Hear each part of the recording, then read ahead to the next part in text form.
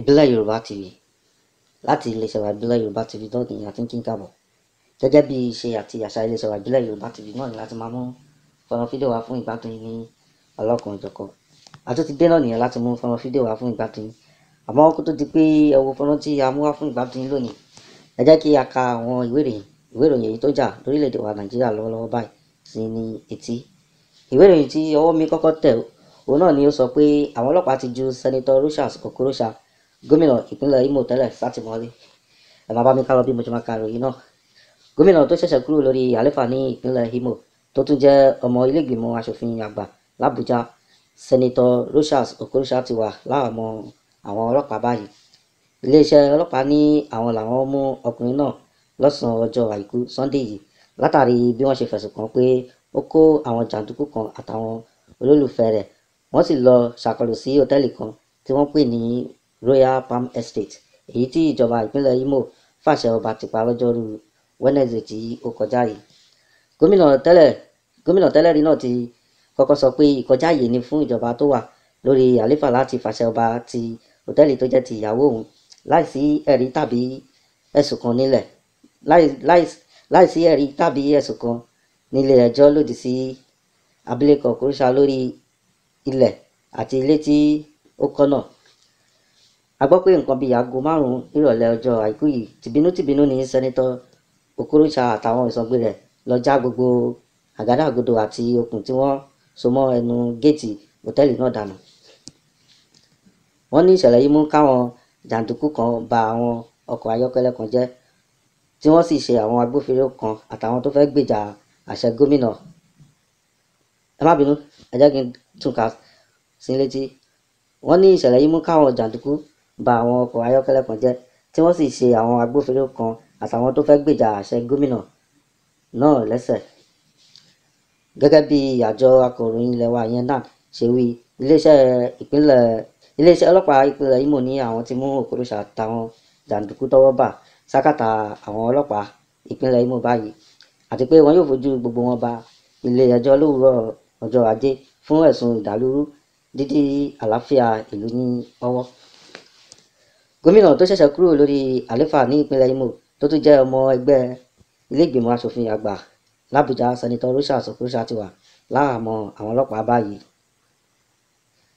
Iléeṣẹ́ ọlọ́pàá ní àwọn làwọn mú ọkùnrin náà lọ́sàn-án ọjọ́ àìkú Sunday yìí látàrí bí wọ́n ṣe fẹ̀sùn kàn pé ó kó àwọn jàǹdùkú kan àtàwọn olólùfẹ́ rẹ̀, wọ́n sì lọ ṣàkọlù sí hòtẹ́ẹ̀lì kan tí wọ́n pè ní Royal Palm Estate, èyí tí ìjọba ìpínlẹ̀ Imo fàṣẹ ọba ti pa lọ́jọ́rú Wednesday tí ó kọjá yìí. Gẹ́gẹ́ bí àjọ akọ̀ròyìn ilẹ̀ wa náà ṣe wí, iléeṣẹ́ ọlọ́pàá ìpínlẹ̀ Imo ní wọ́n ti mú Okorocha àtàwọn jàǹdùkú kan tọ́wọ́ bà sákàtà àwọn ọlọ́pàá ìpínlẹ̀ Imo báyìí, àti pé wọn yóò fi ojú gbogbo wọn ba ilé ẹjọ́ lówùúrọ̀ ọjọ́ Ajé fún ẹ̀sùn ìdàlúrú dídí àlàáfíà ìlú ní ọwọ́. Bí ìròyìn ti Rochas Okorocha bí ó ṣe lọ náà ni mo ṣe kà sí ní etí. Ẹ jẹ́ kí a tún wo ìròyìn èyí tí ó kàn báyìí. Ẹ káàbọ̀ padà.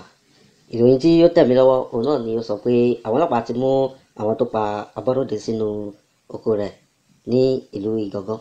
Ẹ máa bá mi ká lọ bí mo ṣe máa ka ìròyìn náà sí ní etí. Lẹ́yìn nǹkan bí oṣù méjì táwọn amòòkùnṣìkà pa àgbẹ̀ aládàá-ńlá kan lágbègbè Ìbàràpá, ọ̀mọ̀wé Fatai Abọ́ròdé, ọwọ́ àwọn agbófinró ti tẹ àwọn ọ̀dájú èèyàn tó rán ọ̀mọ̀wé náà lọ sí ọ̀run àpàpàǹdodo. Tí ẹ ò bá gbàgbé, lọ́jọ́ 11 oṣù kejìlá ọdún 2020 làwọn eruku lọ ká Abọ́ròdé tó jẹ́ aláṣẹ àti olùdásílẹ̀ iléeṣẹ́ Kún Green Treasures Limited mọ́nú oko ẹ̀ tó wà lọ́nà Àkódùn nílùú Ìgangan, tí wọ́n sì pa á.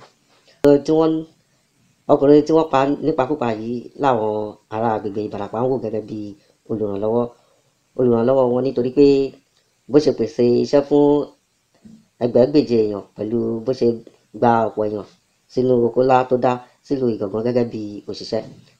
Aláròyé gbọ́ pé ó ti tó bí ọjọ́ mélòó kan sẹ́yìn táwọn agbófinró ti rí àwọn afurasí apààyàn tó rán bàbá olówó ìlú Ìgangan náà lọ sọ́run ọ̀sọ̀gangan mú. Nígbà tí ó fi ìdí ìròyìn yìí múlẹ̀ fáwọn oníròyìn ní Ìbàdàn lọ́jọ́ àbámẹ́ta Sátidé tó kọjá, gómìnà ìpínlẹ̀ Ọ̀yọ́ ẹnjìnìà Ṣèyí Mákindé fi àìdùnnú ẹ̀ hàn sí ọwọ́ yẹpẹrẹ tí àwọn ọlọ́pàá fi mú ìwádìí wọn lórí ìṣẹ̀lẹ̀ ìpànìyàn ọ̀hún. ó ní ọ̀rọ̀ tó lè ó ní ọ̀rọ̀ tó lè ṣì aráàlú ẹ má bínú ẹ má bínú ó ní ọ̀rọ̀ tó lè ṣì àwọn aráàlú lọ́nà làwọn ọlọ́pàá ń gbé jáde lórí ìṣẹ̀lẹ̀ yìí pẹ̀lú bí wọ́n ṣe purọ́ pé àwọn Fúlàní darandaran ni wọ́n pa nígbà tó jẹ́ pé ikú ọ̀mọ̀wé náà lọ́wọ́ òṣèlú nínú. Gẹ́gẹ́ bó ṣe sọ, ariwo tí gbogbo èèyàn pa ni pé àwọn Fúlàní ló pa dókítà Bọ́rọ̀dé, ṣùgbọ́n nígbà tí mo ṣàbẹ̀wò sí Ìbàràpá, mo lọ sí ilé bàbá ẹ̀, wọ́n sì jẹ́ kí n mọ̀ pé ikú dókítà lọ́wọ́ òṣèlú nínú. Wọ́n ní àìṣiṣẹ́ bí iṣẹ́ àwọn ọlọ́pàá náà wà lára ohun tó ṣokùnfà ikú dókítà Abọ́rọ̀dé. Wọ́n ní ẹnìkan ló fi ọ̀kadà gbé lọ sóko lọ́jọ́ yẹn. Bí wọ́n ṣe ti inú oko bọ̀ làwọn èèyàn yẹn dá wọn dúró tí wọ́n sì já dókítà Bọ́rọ̀dé sílẹ̀ lẹ́yìn ọ̀kadà tó gbé. Ẹni tó fọ̀kadà gbé sáré ké gbàjarè lọ sí ilé fún ìrànlọ́wọ́ àwọn èèyàn. Àwọn kan náà tí wọ́n ti inú oko wọn bọ̀ bá wọn níbẹ̀. Wọ́n sì gbọ́ bí dókítà ṣe ń bẹ àwọn tó fẹ́ pa àti bí wọ́n ṣe ń takùrọ̀sọ tó wáyé láàrin ara wọn. Mo ní èdè wo làwọn tó pa ń sọ. Wọ́n láwọn àgbẹ̀ tó gbọ́rọ̀ tí wọ́n sọ lọ́jọ́ yẹn sọ pé Yorùbá ni wọ́n sọ. Mo sùn ní ìlú Ìgàngán di ọjọ́ kejì. Nígbà tí mo dé Ìbàdàn padà, mo ṣe àlàyé ohun tí mo gbọ́ nípa ikú dókítà Bọ́rọ̀dé fáwọn agbófinró. Mo ní ǹjẹ́ ti gbọ́ nǹkan tí mo gbọ́ yìí? Wọ́n ní bẹ́ẹ̀ ni, àwọn ṣe ìwádìí lẹ́nu ọ̀pọ̀ ènìyàn. Mo ní kí lẹ wá ti ṣe sí ni wọ́n bá ń wò mí lójú, wọn kò lè sọ̀rọ̀. Mo wá pe ọ̀gá ọlọ́pàá CP Ngozi Ọ̀nàdẹ́kọ̀ pé wọ́n gbọ́dọ̀ mú àwọn afurasí ọ̀daràn wọ̀nyí kí wọ́n sì fi ọ̀rọ̀ wá wọn ní ẹnu wò. Bí ìròyìn ti dókítà tí wọ́n pa ní ìlú Ìgàngán bí ó ṣe lọ náà ni mo ṣe kà sí wa ní etí. Ẹ jẹ́ kí a tún wo abala ìwé ìròyìn èyí tí ó tún kàn. Ẹ máa bá mi ká lọ. Ẹ káàbọ̀ padà. Ìròyìn tí ó tẹ̀ mí lọ́wọ́ òun náà ni ó sọ pé bàálù àwọn ológun gbiná l'Àbújá, èèyàn 6 ò ní ó kú. Ó kéré tán èèyàn 6 ni wọ́n sọ pé wọ́n pàdánù ẹ̀mí wọn lásìkò tí bàálù agbérapá tí àwọn sójà ń lò gbiná ní ìlú Àbújá. Àwọn méjì kan ni wọ́n jẹ́ awakọ̀ bàálù ọ̀hún àtàwọn 4 míì la gbọ́ pé wọ́n kú nínú ìṣẹ̀lẹ̀ ọ̀hún. Ìpínlẹ̀ Niger ni wọ́n sọ pé bàálù ọ̀hún ti gbéra tó kọrí sí Àbújá kí ẹ́ńjìnì rẹ̀ tó daṣẹ́ sílẹ̀ ní nǹkan bíi aago 11 kù ìṣẹ́jú 21 ní àárọ̀ yìí. Níbi tí awakọ̀ bàálù ọ̀hún náà tí nọ́mbà ẹ̀ ń jẹ́ NAV 201B350 ti ń gbìyànjú láti balẹ̀ sí Àbújá ní kété tí ó ti rí pé ẹ́ńjìnì ọkọ̀ òfurufú ọ̀hún ti daṣẹ́ sílẹ̀ ní bàálù ọ̀hún ti gbiná mọ́ ní ọwọ́. Mínísítà fún ọkọ̀ òfurufú ìyẹn ọ̀gbẹ́ni Hadi Sirika nínú ọ̀rọ̀ tó kọ sórí ìkànnì abẹ́yẹfò Twitter ti sọ pé ọkọ̀ agbérapá táwọn ológun tí orúkọ rẹ̀ ń jẹ́ King Air 350 ti ní ìjàmbá ní ìlú Àbújá lásìkò tí awakọ̀ ń gbìyànjú láti wàá gúnlẹ̀ sí pápákọ̀ òfurufú Nnamdi Azikiwe ìyẹn ní Minna ní ìpínlẹ̀ Niger ni wọ́n sọ pé ó ti gbéra. Ohun tí a sì gbọ́ ni pé ìjàmbá ọ̀hún le púpọ̀, ṣùgbọ́n mo fẹ́ràn wá kí a ní sùúrù títí di ìgbà tí àbájáde ìwádìí wa yóò wáyé. Ṣá o, iléeṣẹ́ ẹ̀ṣọ́ òfurufú kò tíì sọ ohunkóhun nípa ìṣẹ̀lẹ̀ ọ̀hún. Kí Ọlọ́run ọba mi Olódùmarè kí ó má jẹ́ kí a rí ibi mọ́ ní orílẹ̀-èdè wa Nàìjíríà. Àwọn tí ọ̀rọ̀ náà kàn kí Ọlọ́run ọba mi kó bá mi tu ẹbí àti ará àwọn ní inú. Ẹ jẹ́ kí n kọjá lọ sí abala ìwé ìròyìn tí ó tún kàn báyìí. Ẹ máa bá mi ká lọ níbọ̀. Ẹ káàbọ̀ padà. Ìròyìn tí máa fi káàdì abala ti òní nílẹ̀ òun náà ni ó sọ pé nítorí màálù kan tó kú, ọlọ́pàá ní káwọn olóyè ìlú Ifọ̀n 4 yọjú sí wọn ní ìlú Àbújá làwọn aráàlú bá fi ẹ̀hónú hàn. Àwọn àgbààgbà ìlú Ifọ̀n ní ìjọba ìbílẹ̀ Ọ̀sẹ̀ ti fi ẹ̀hónú wọn hàn bí iléeṣẹ́ ọlọ́pàá ṣe fìwé pe 4 lára wọn sí ìlú Àbújá láti wá jẹ́jọ́ ẹ̀sùn tí Fúlàní darandaran kan ìyẹn Abdullahi fi kàn wọ́n lórí ọ̀kan nínú màálù rẹ̀ tí wọ́n pa.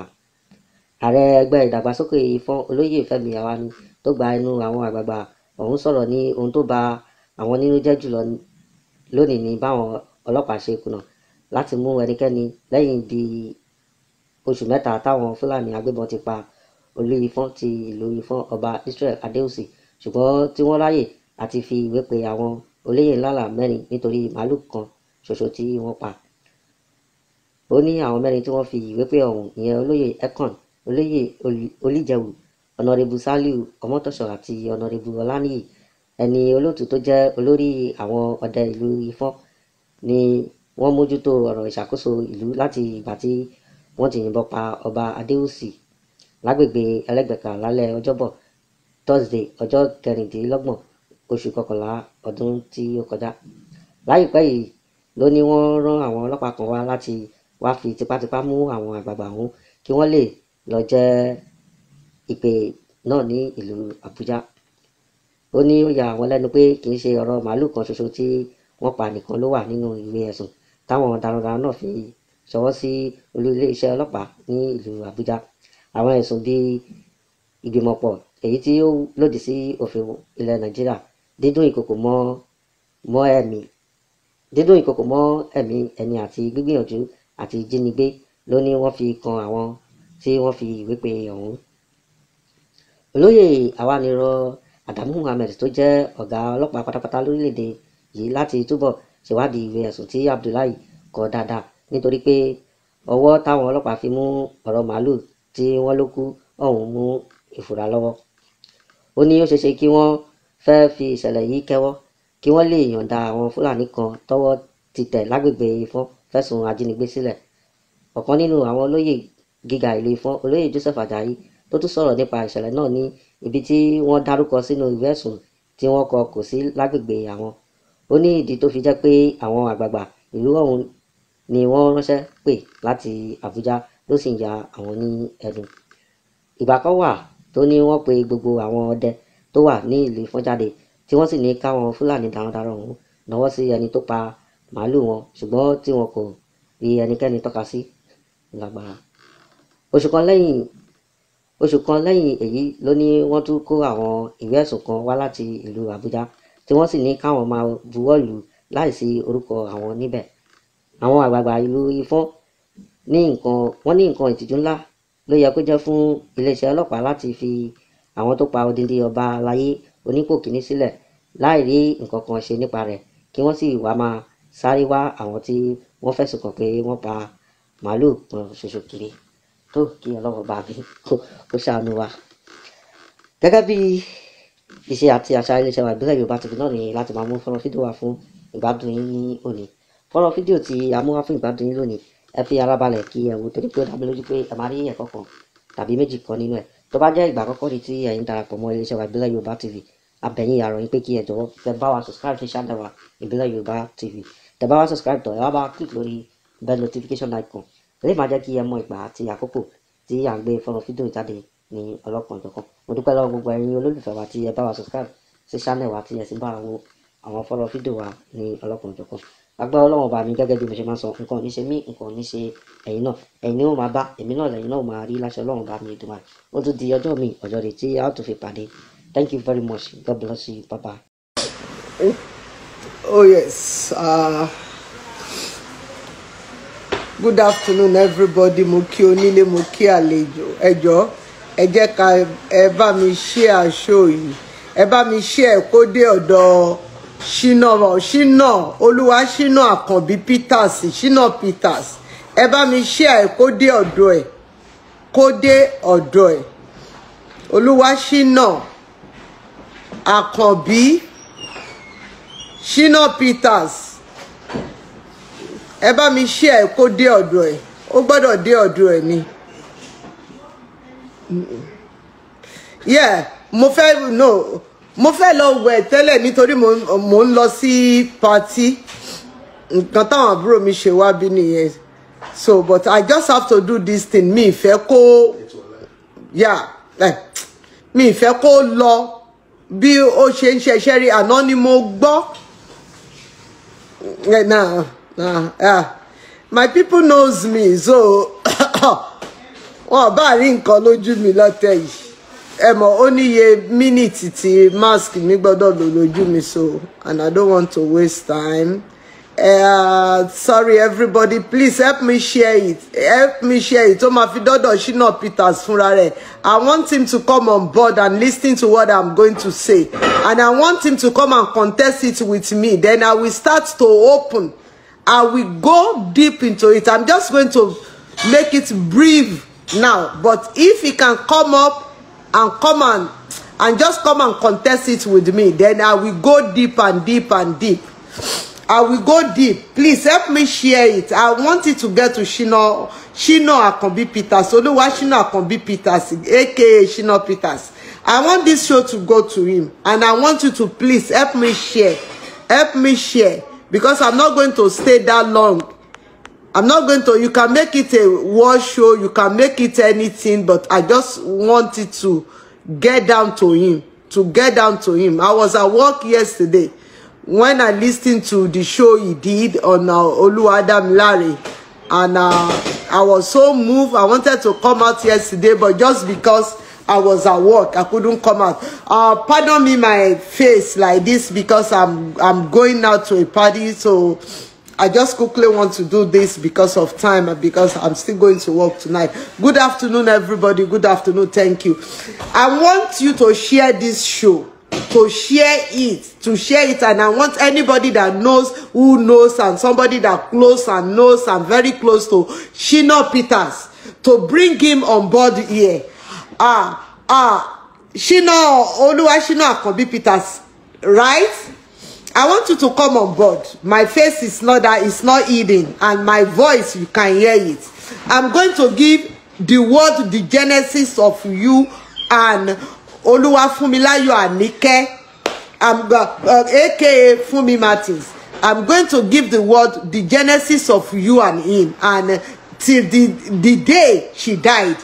If you now come out to debunk it or to contest it with me, I will now go deep into a Paro Hotel at Juju. I will go deep. You know, you come out, you are not covered. If you think your Ogumala is dead, or Gbenga Adeboye is dead, and those are the people that can boldly come out to confront you. Have you forgotten that some people like me, as you used to call me Anike, because Funmi Martins Anike, you will say you have two Anike. As you used to call me, right? Come out and contest this or debunk it. Then I will go deep into Paro Hotel. Oh yeah me, right? Fine, you met Funmi Martins on a good day. You struggle your life before you can date her. It is what you know. Have you forgotten that the Jadenuga is still alive? Have you forgotten that Antalaniyo is still alive? Have you forgotten that Korede Films is still alive? Have you forgotten that Antilola Idige is still alive? Have you forgotten that Mama Rainbow is still alive?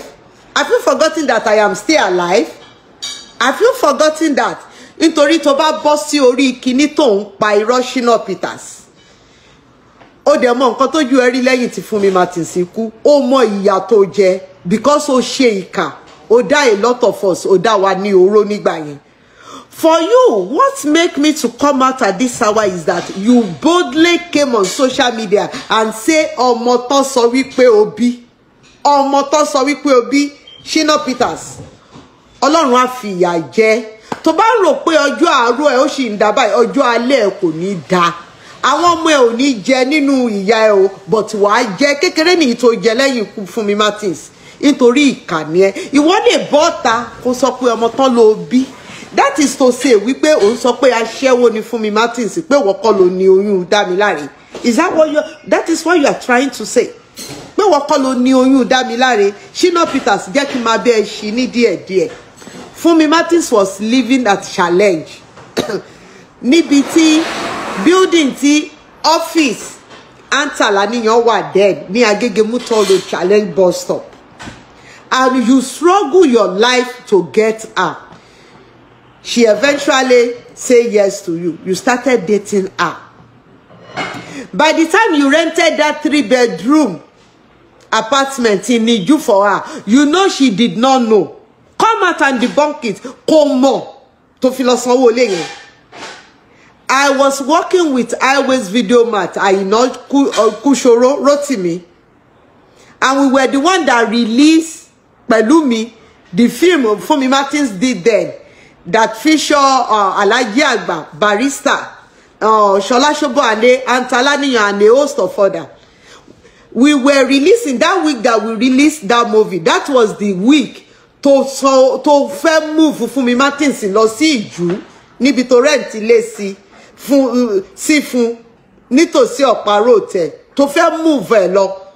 Funmi Martins did not know. Ó ní kí àwọn ọmọ eléré ẹ kí wọ́n gbé truck ńlá kán lọ kó ẹrù ẹ ní challenge yẹn kán dẹ̀ move ẹ máa bọ̀ ní Ìjú. Those guys, àwọn ọmọ ẹ̀yẹn wọ́n dé challenge. They did not meet Funmi Martins. Wọ́n ló ti lọ sí Ìdúmọ̀tà. And Funmi Martins was right in Ìdúmọ̀tà in my own office with Àìnákú Ṣòro. Ní ọ́fíìsì Àìnákú Ṣòro. She was there and sought out says Pẹ̀lúmi nígbà yẹn. I think it was Pẹ̀lúmi part 2 that comes out there. Àwa náà la release Pẹ̀lúmi 1 and 2. So wọ́n dẹ̀ pé ó ti gbàgbé ni pé orí fóònù ọ́fíìsì tiwa náà pè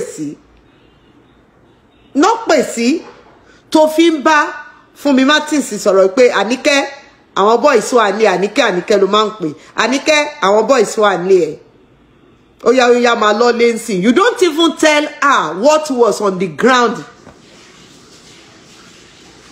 You did not tell her what was on the ground. Ó dẹ̀ ń bẹ́ẹ̀ kó sọ fún òun ò sọ. After that nìkan náà àwọn ọmọ iṣẹ́ tún wá pé ọ́fíìsì wa because they know she was with us at Ìdúmọ̀tà for a delay.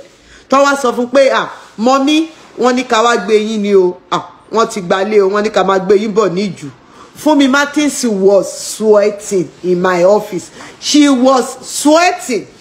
Ó dẹ̀ kọjú sí Rotimi Àìnákú Ṣòro pé ẹ wo nǹkan tí bàbá yìí ṣe Rotimi ó ti lọ gbalé ṣá mi ò máa mọ nǹkan kan ó ní kán máa gbé mi bọ̀ bẹ́ẹ̀ ṣe kó ẹrù Funmi Martins tẹ kó lọ sí Ìjú nìyẹn. Shina Peters, the man tí ó gbalé lọ́wọ́ ẹ̀ ní Ìjú bàbá yẹn lè ti kú sí but àwọn family ẹ̀ wà láyé.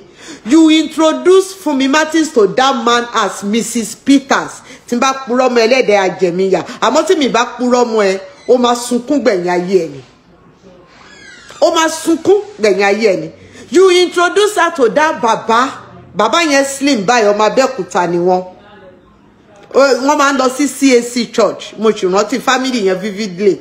Ṣé o mọ̀ pé àwọn kan wà intelligent adẹ̀ ní wisdom ẹ jí mi fún story ìgbà tí wọn ò tí ì bí mi gan but tí wọ́n sọ fún mi màá sọ bó ṣe jẹ́. And ó dẹ̀ introduce ẹ̀ sí bàbá yẹn as Mrs. Peters and you introduce Mide as Mide Peters, right? Wọ́n dẹ̀ kó wọlé wọ́n bẹ̀rẹ̀ sí gbé ìwọ ló ń sanwó ilé yẹn gbogbo wa máa ń lọ bẹ̀ we will sleep mo ń lo 1 month nílé Funmi Martins ngbà yẹn màmá mi mọ̀ Àníkẹ́ di méjì lọ́wọ́ mi ni màmá mi máa ń pè most time mi ò ní sílé mo lè lọ sí location mi tí Funmi Martins bá lọ sí location ní Kòròdú ó máa ya ọ̀dọ̀ màmá mi dẹ̀ tún wá every Friday a máa wá sí Stadium Hotel níbi tó ti ń ṣe show a máa wá síbẹ̀ lọ́dọ̀ bàbá Ọláìyá a máa wá síbẹ̀ a máa play a máa jókòó gbogbo bọ́n bá ṣe ń náwó fún ẹ tó bá wà ìwọ ló máa ra nǹkan tá máa jẹ nǹkan tá máa mú tá máa wà ń bẹ̀ pẹ̀lú Funmi Martins tá dẹ̀ máa enjoy. Shina Peters fi ìgbésí ayé ẹ̀ búra pé gbogbo nǹkan tó ń dùn mọ́ ẹ nínú báyìí k'Ọlọ́run fi pa ẹ́ lẹ́kún tí o bá pa irọ́ nǹkan tí mò ń sọ yìí every Saturday lunch ẹ̀ yìí sí yan ilé Funmi Martins ló ti ń jẹ òun ló máa gún yan yẹn tó bá ti kúrò ní Stadium Hotel láàárọ̀ ilé Funmi Martins tó gbà fún ló ń bọ̀ ó máa wà nínú ilé àwa gbogbo wa ti sùn wà nínú ilé wa máa sùn by the time tó bá máa jí tá bá ti rí pé Funmi Martins ẹ lọ gbé ṣúkaná àti mọ̀ pé ó ti jí nìyẹn ó máa gún iyán wàá dẹ̀ jẹ iyán pẹ̀lú ẹ̀fọ́ tí n bá parọ́ mọ́ ẹ kí màmá Rainbow náà bọ́ ta because nǹkan tó máa ń dùn mí lórí ọ̀rọ̀ àwọn èèyàn wa ni wípé a máa ń sá sẹ́yìn ìka kan we don't say the truth a máa torí pé àfẹ́ ṣẹ̀yàn a wá ṣe Ọlọ́run because ìgbà tó ti sọ̀rọ̀ yìí látànà ibi iṣẹ́ lèmi wà lánàá tí mo ti ń gbọ́ ara mi ń bù mọ́ aṣọ bí n pé bọ́ mi ò lè sọ̀rọ̀ níbi iṣẹ́ tí mo wà bí pé kílẹ̀ ti mọ́ mo ṣe iṣẹ́ àárọ̀ mo ṣe talẹ́ kílẹ̀ ti mọ́ kí n ti délé I couldn't talk ara mi ń bù mọ́ aṣọ mo rò pé báyìí náà ó jẹ́ kí irú àwọn màmá Rainbow yẹn ti jáde kán sọ̀rọ̀ irú àwọn tán mọ̀ Antalaniyan everybody bọ́ta ó sọ wípé ọmọ tán ní òbí Ọlọ́run á gbà ẹ́ lẹ́nu àdàbí tí ò bá ń ṣèwọ ló ní Damilare lọ ṣe DNA tó bá jẹ́rú Amẹ́ríkà ló wà tó sọrú nǹkan bẹ́ẹ̀ yẹn à ṣe DNA ọmọ yẹn á dẹ̀ sue ẹ̀ sí court ọkí gbogbo family Funmi Martins kọ́ sue ẹ̀ sí court ìwọ lẹ́nu láti sọ bẹ́ẹ̀ oyún Dáre wọ màlónì kò dẹ̀ sẹ́ni tó lè contest ẹ̀ o introduce ẹ̀ sí baba landlord as Mrs Peters gbogbo bí tó bá ń gbé lọ Mrs Peters ló ń pè ìyàwó ẹ̀ tó nílé Sami ó mọ̀ nípa Funmi Martins hotel tí Funmi Martins hospital tí Funmi Martins bímọ sí ibẹ̀ náà ló kú sí hospital yẹn ìwọ ma ló mú lọ síbẹ̀ family clinic tẹ́ máa ń lò ní ìwọ ma ló lọ register síbẹ̀ as Mrs Peters ìwọ ma ló lọ register hospital yẹn náà mà ní Sami náà máa ń lọ ìwọ ma ló lọ register síbẹ̀ Ọlọ́run á bí ẹ́ Shina Peters ó bọ́ sórí social media ó ń pe Funmi Martins ní aṣẹ́wó pé ó gbóyún ọmọ àlè fún ẹ because nígbà tó sọ pé wọ́n ní ọmọ tó bí nítorí pé àwọn family Funmi Martins wọ́n tutù gan nínú family ẹ̀ kò sẹ́ni tí mi ò mọ̀ àti bàbá Dèjì tí Damilare wà lọ́dọ̀ ẹ̀ tó tẹ̀lé Funmi Martins àtàbúrò bàbá Dèjì àti ẹ̀gbọ́n Funmi Martins àti màmá wọn wọ́n tutù gan nínú family wọn wọ́n tutù wọ́n gentle they are so respectful they are so humble nínú family wọn ó ṣe mí láàánú fún Omide Martins mi ò ní ó kí mi ò tọrọ kíkí lọ́wọ́ ẹ̀ because àwọn nǹkan kan wà tẹ́ ẹ̀ lè ṣe pamọ́ kẹrántí àwọn kan tí wọ́n wà bold tí wọ́n máa confront yín tí wọ́n bá sọ pé kò ń ṣèwọ ló ń tọ́jú Damilare látọdún yìí Omide Martins máa jiyàn nítorí ó jẹ́ káyé bí ẹ́ nǹkan tó pa màmá ẹ̀ káyé béèrè lọ́wọ́ ẹ̀ tí Shina Peters bá bọ́ síta tó bá contest nǹkan tí mò ń sọ yìí máa wá túṣu désàlẹ̀ kòkò máa túṣu dé ọ̀pá róòtẹ̀ níjù máa tú iṣu débẹ̀ máa sọ tó bá torí náà gbẹ̀mí mi torí náà ráyà kìlà sí mi ìwọ àtọlọ́run ẹ wá jọ máa sọ nítorí kà ní ẹ tó bá wá sọ wípé o ò ní pàtì nínú ayé Olúwa Damilare títí di wákàtí tọmọ yẹn fi jáde sọ̀rọ̀ yìí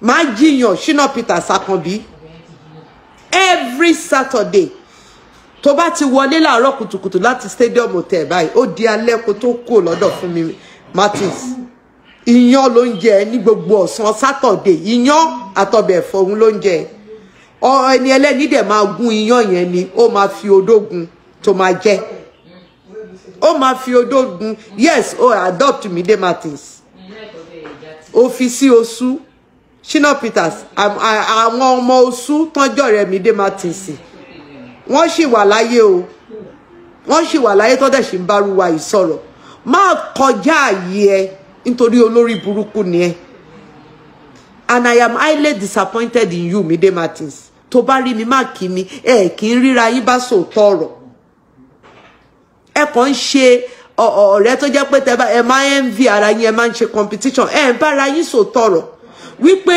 ìwọ lè má tọ́jú Olúwa Damilare ìwọ ó dẹ̀ mọ ikú tó pa mọ́mì ẹ o mọ ikú tó pa mọ́mì ẹ o ti ẹ̀ rórí kó sọ wípé o fẹ́ ṣe sàárà fún yẹ o fẹ́ ṣe remembrance màmá ẹ tó mọ̀ wípé gbogbo Nollywood gbogbo ayé náà máa dìde náà máa sọ̀rọ̀ àǹdẹ̀ because ìyá èwe ni ìyá ẹ gbogbo àwọn ọmọ oní tíátà kéékèèké nígbà yẹn ló máa kó September 1963 ní February 1964 lèmi but ni mo máa ń lò fún tí mo sì máa ń kúnlẹ̀ fún tóun náà mọ̀ she was so shocked níjọ́ tó mọ̀ wípé age mate lèmi àtòun ìyá ẹ̀ dá to any length nìyá ẹ̀ dá sí ìyá ẹ̀ dá dé anywhere gbogbo ọmọ ló ń kó tira gbogbo èèyàn ló ń tọ́jú àtọmọdé àtàgbà kí ló múrú Gbẹ́ngà Adébóyè yẹn fẹ́ ṣe rẹ̀ léṣe ńgbà tí yẹ kú kí ló múrú Yomi Ògúnmọ́lá tó sì kí ńgbà tí yẹ kú kí ló múrú àwa yìí ta fẹ́ commit ńgbà tí yẹ kú nítorí pé èèyàn dáadáa ni ìyá ẹ̀ èèyàn dáadáa òun ni ìyá ẹ̀ stardom tó dẹ̀ ń lò yìí it is your mom stardom ọlá ìyá ẹ̀ ló fi ń mí nínú industry yẹn bọ̀ kò wá dáa èmi rò pé wà ti bọ́ síta gbogbo social media àti ìjà ni nígbà tí Shina gbẹnu gbọ̀ngbọ̀n bọ́ta pé wọ́n sọ pé ọmọ tóun bí wọ́n sọ pé ọmọ tóun bí tó mọ̀ wípé ọmọ ẹni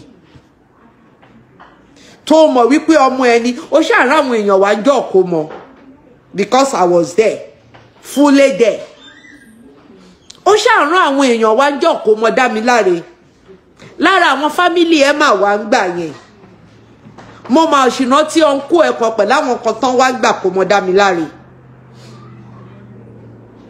tí wọ́n wá ń parọ́ gbogbo àwọn ọmọ báǹdẹ wọ́n mà wá ń jọ kó mọ̀ Damilare tí wọ́n wá ń lanu tó bọ́ síta pé wọ́n sọ pé ọmọ tó bí Nàìjíríà mà ti di nǹkan míì because if not ọmọ yẹn lè sue ẹ sí court ó lè sue ẹ kí ìgbésí ayé ẹ dé bàjẹ́ nítorí 100% ó mọ̀ pé wọ́n ló na ọmọ yẹn Olúwa Funmilayo Anike Ade, may you continue to rest in the bosom of the Lord. Olúwa Funmilayo, agbọ́kọ lórí pàǹtẹ̀tẹ̀ ni. One man's woman ni Anike Ade, tí gbogbo èèyàn dẹ̀ mọ̀. One man's woman, she doesn't double date. She don't even care.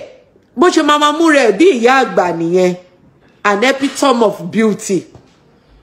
So humble, so respectful, ẹni tó kó gbogbo èèyàn mọ́ra. Ìwọ wá bọ́ sórí social media Shina. Ó ní ọmọ tó sọ pé wọ́n ló bí. Ìwọ ló ṣí olórí burúkú, oníṣekúṣe.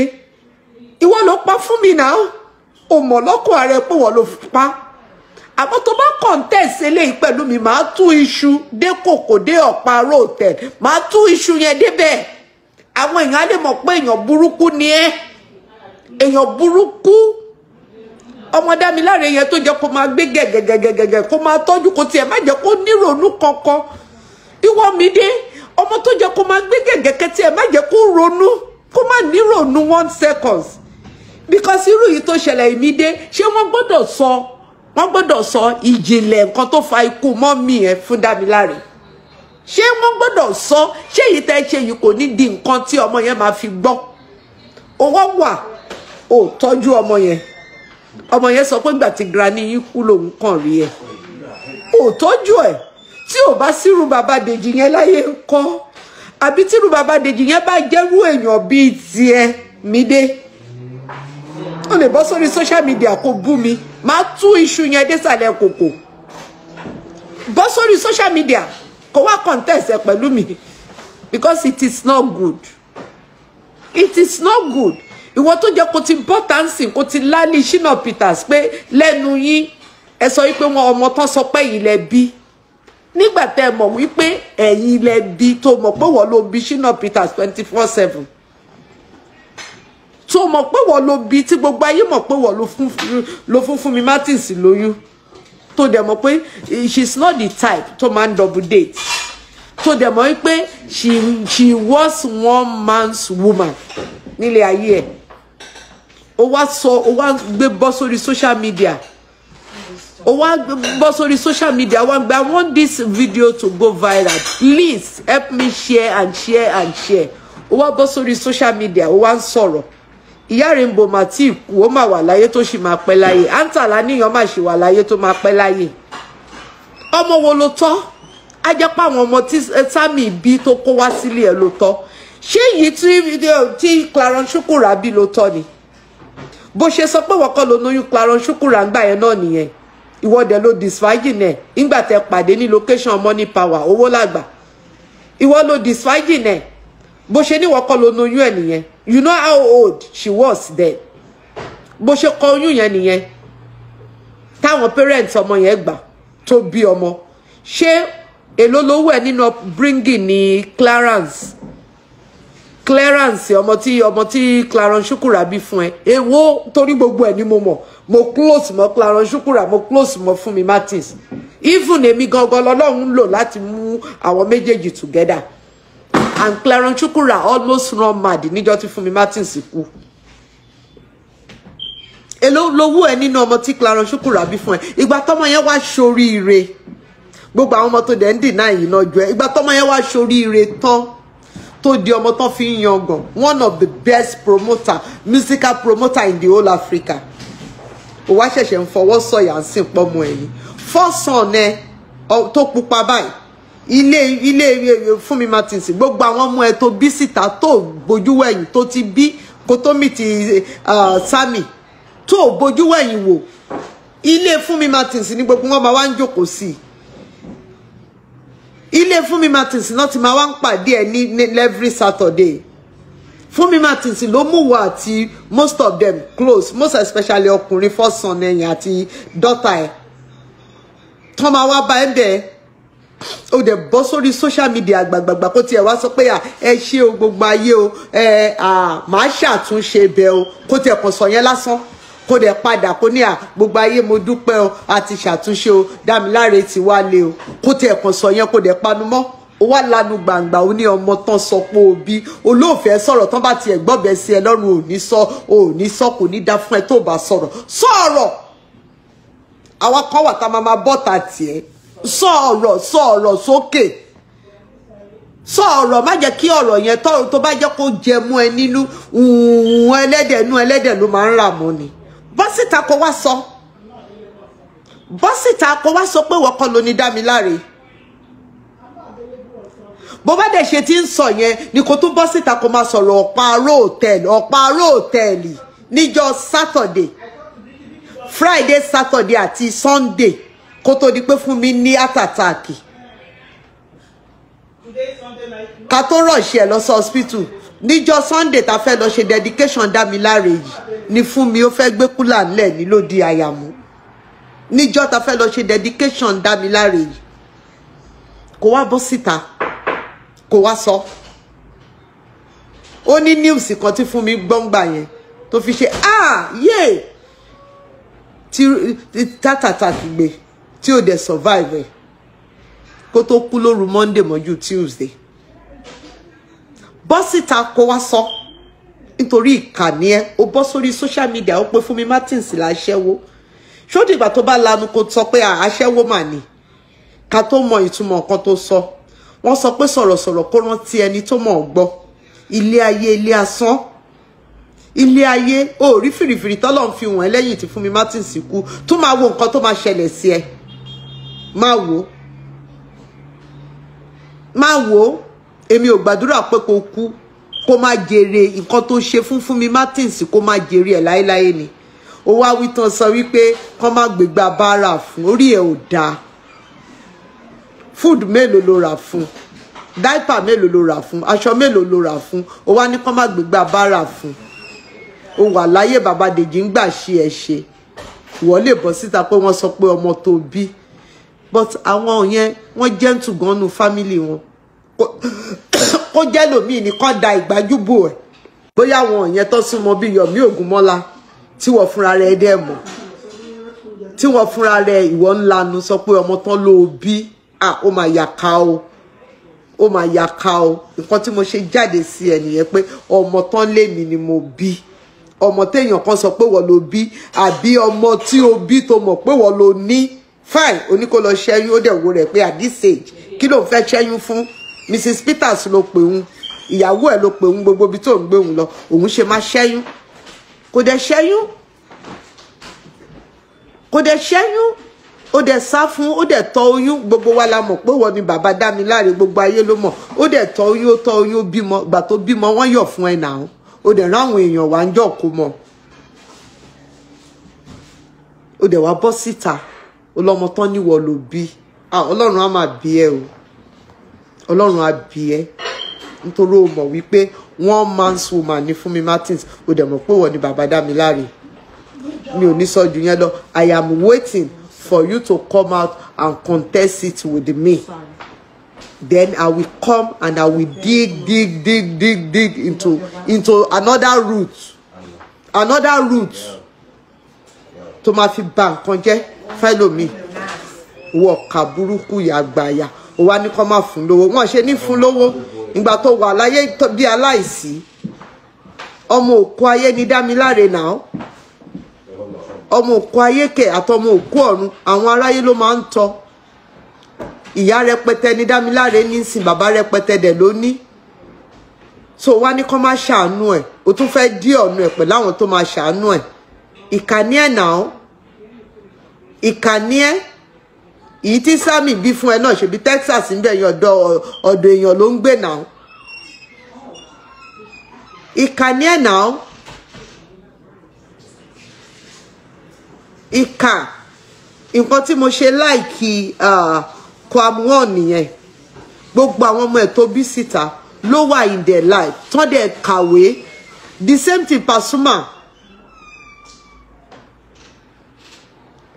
kí ló dé ó dẹ̀ bọ́ síta ó dẹ̀ tún wá ń rọ́bìṣì òkú ọ̀run ìwọ máa lọ ra kásikẹ́ẹ̀tì tàfi sìn ó dẹ̀ ní ọmọ tán sọ pé wọ́n ló bí Ọlọ́run á gbà ẹ́ lẹ́nu but ọkọ lọ gbàdúrà fún tọrọ dáríjì ẹ̀ṣẹ̀ kó lọ máa tọrọ dáríjì ẹ̀ṣẹ̀ after tó kú ó máa lọ síbi tá sísì ó máa lọ sátàn after tó kú nítorí ò lè wá ń jọ bẹ́rí ẹ̀ ó fẹ́ wà náà àwọn bọ́ìsì sọ fún ẹni pé tó bá yọjú wọn á nù ẹ́ lánàá bolẹ̀ ni pẹ̀lú nǹkan tó ṣe pé tó bá yọjú wọn á nù ẹ́ lánàá bolẹ̀ nǹkan tó ṣe wá nìyẹn náà tó jẹ́ pásítà tá ti sí tán ló ṣẹ̀ṣẹ̀ lọ síbi grave ẹ̀ ìwọ wá ń gbó ẹnu ó wá bọ́ síta ọmọ tán níwọ̀ ló bí ìyà á jẹ́ o ìyà ó máa jẹ́ gbogbo ẹ̀yin bàbá burúkú tẹ́ máa mọ̀ pé ti níyàwó ńlé tẹ́dẹ̀ máa tún máa gbé obìnrin tó wà ń ta gẹ̀gẹ̀gẹ̀gẹ̀gẹ̀gẹ̀ tẹ́ tún máa gbé lọ sọ́dọ̀ àwọn fámìlì yín kan lẹ́yìn pé ìyàwó lòun náà tẹ́ máa gbé lọ obìnrin tó dẹ̀ ti fọkàn ẹ̀ balẹ̀ tó ti ń pè ìyàwó tó ti introduce ẹ̀ tó ń gbé káàkiri á ti fọkàn balẹ̀ pé òun ti nọkọ òun bá sùn ó protect ara ẹ̀ ó lo condom ó lo nǹkan kan oyún wá délẹ̀ ó ní kó lọ ṣẹ ìkàmàní ẹ̀ ó wá bímọ náà tán ó gbọ̀nà ọ̀run lọ nítorí nǹkan tí wọ́n tún ṣe táyé ò gbọ́dọ̀ bẹ́ẹ̀ gbọ́ tó bá dẹ̀ fẹ́ kọ́ńtẹ́ẹ̀sì ẹ̀ pẹ̀lú mi màá wá tú gbogbo ẹ̀ síta tó jẹ́ pé nǹkan tó pa á nìyẹn ṣọ́ọ̀kì yẹn ló pa á tí wọ́n wá bọ́ sórí kinní tó wá ń sọ pé ọmọ tán níwọ̀ ló bí ẹlẹ́dàá ọmọ Damilare yẹn á fìyà jẹ ọmọ Damilare yẹn lọ kọ́ sílẹ̀ ó máa ṣoríire ṣebí bó ṣe ti Clarence Shukura nìyẹn ò rí bọ́mọ yẹn ṣe wà káàkiri all over the world not mọ́mọ yẹn all over the world and you can beat your chest now and call him your son ọmọ tó bá dání ti bàbá ìgbà tí Clarence Shukura ń jìyà lórí ọmọ yẹn tó ń sọ́fà tó ń ṣe gbogbo ẹ̀ tó ń ran ní skúlù ó máa rí àmọ́ nísìnyí ó ti dọmọ ẹ̀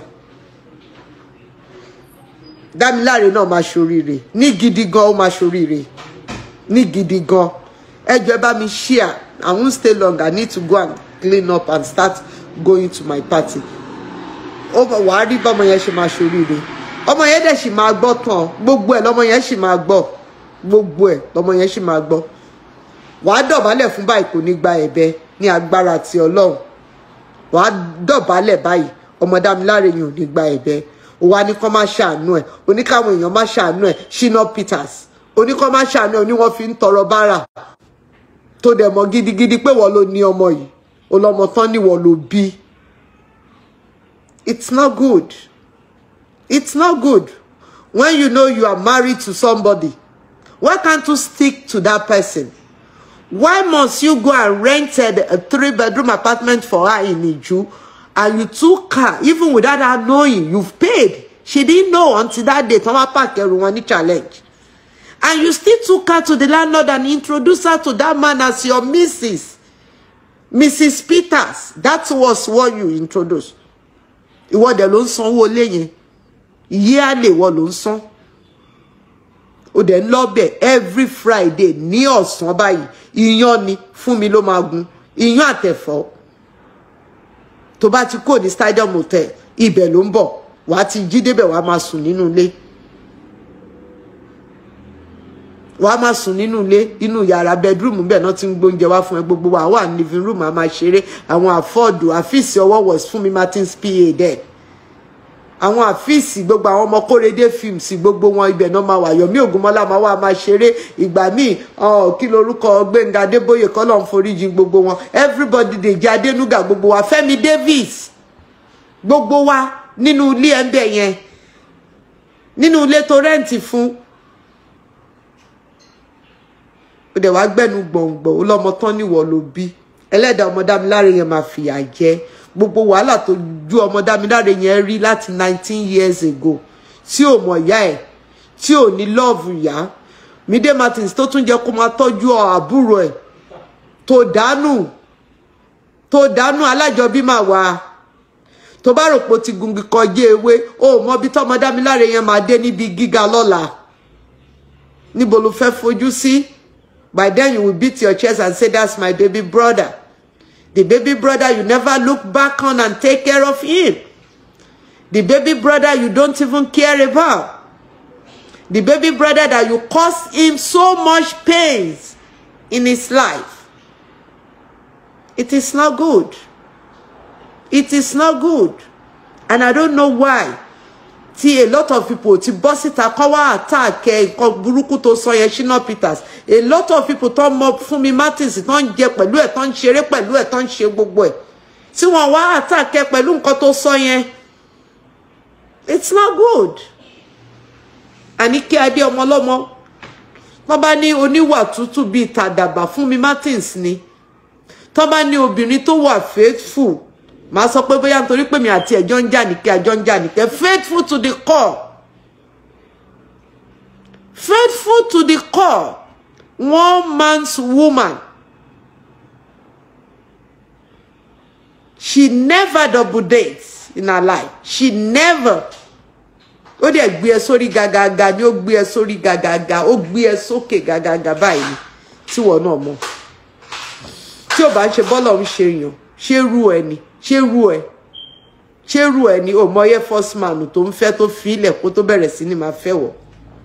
Ṣé rú ẹ ni as at then that man was Air Commodore. Just because kò fẹ́ fọ́kọlọ́kọ kò fẹ́ fọ́kọlọ́kọ ó dẹ̀ gọ́gí ó dàbí iṣan ọrùn fún ni nígbà yẹn. You never allow her to breed. For you to have rented that house without telling her tó jẹ́ pé jọ́ tó máa move ẹ̀ lọ ló tó mọ̀ kó gbalé fún un. Ọlọ́run àbí ẹ. Thank you everybody. I appreciate everybody. I just got to go now and take my shower and start going now. God bless you. I want him to come out again and contest this with me. Then I will be able to put more light on a lot of things that was hidden. Ó sọ pé tí wọ́n bá fọ̀bẹ sí òun lọ́rùn ọ̀rọ̀ tó wà nínú òun ò ní sọ.